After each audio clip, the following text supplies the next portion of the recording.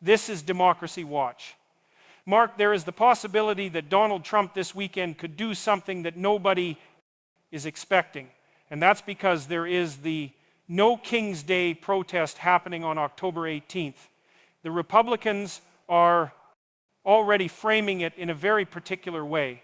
And I want to throw to a couple of clips of what I mean. So you can see, Marc, the verbiage that they're using. There's people calling this an Antifa rally. There's people calling this a Hate America rally. And so in light of this branding that you're seeing from all of these Republican officials, does this cause any legal issues potentially for the folks who want to go to this rally this weekend, where we expect millions upon millions of Americans to show up? Is greater than is greater than. Look, I mean, the First Amendment of the I am allowed to say that I do not believe that what he is doing is right for America. I do not believe it. It meets American ideals. And if he doesn't like that, call me whatever names you want, but I'm not going to be intimidated. Is greater than is greater than. And by the way, I just want to note that that moral clarity is exactly what we need in media that purports to stand up for democracy. So if you're not yet subscribed to Marc's outlet, which is Democracy Docket, the news outlet that he founded to focus on everything voting in elections, please sign up. I'm going to put the link right here on the screen and also in the post description of this video to support his work, to get an excellent resource in the news that he posts on a daily basis, and also to support him and his team. And they are fighting on the front lines in the courts where it matters most. So again, that link is in the post description of this video. Marc, I think. But that's a great point, and it also is underscored by the fact that right now we are seeing so much capitulation by all of these moneyed interests, by law firms, by universities, by tech CEOs, by media outlets and media companies.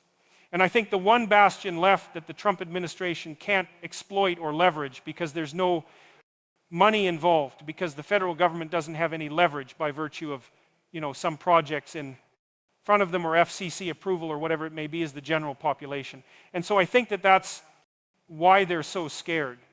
That's why so many Republicans, not just Trump, but J.D. Vance, Mike Johnson, all these Republicans are coming out to try and vilify this thing, because they know that whereas they had the ability to quash any dissent in the business community, whereas they had the ability to quash dissent among these tech CEOs and these media outlets and universities and law firms, all people who they can control by virtue of their business interest.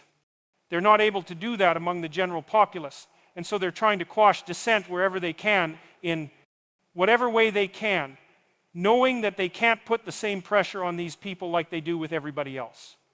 And so that's why the idea of 10 million people showing up on the weekend to take to the streets and march is so uncomfortable for them, because they can't use the tools that they've deployed thus far to be able to quell all of their dissenters into submission. Is greater than is greater than. That's absolutely right.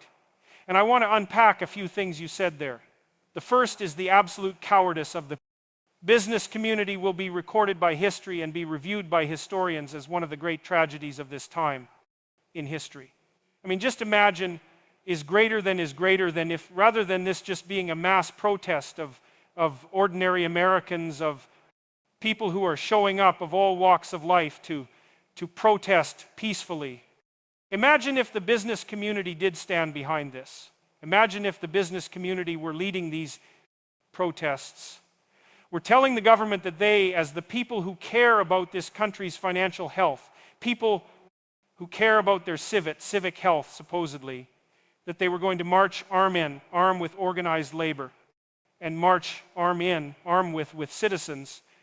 It would have an enormous difference. I mean, I would argue that if a fraction of the Fortune 500 CEOs had their companies on the front line of these marches, we would solve the problem of democracy in a weekend.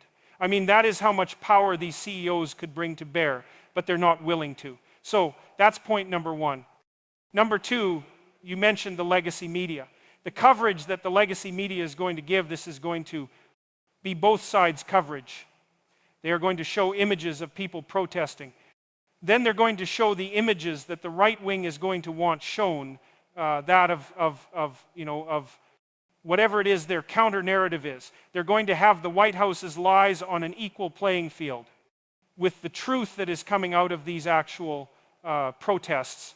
And that is but please do me a favor, everyone, and click on the subscribe button right in front of you to subscribe to this channel, because that is where Brian and I will keep you up to date on what's actually going on. I don't mean that in a conspiratorial way, far from it. We will tell you, you know, the good and the bad, right? We don't spin it. If something bad is happening, we don't try to tell it some other way. But subscribe to this channel and then hit the button that looks like a bell. Because if you hit that button, what happens is you will then get alerted when Brian and I have new content, and that will help keep you informed going forward. Is greater than, I'm Brian Taylor Cohen. Is greater than, I'm Marc Elias. Is greater than.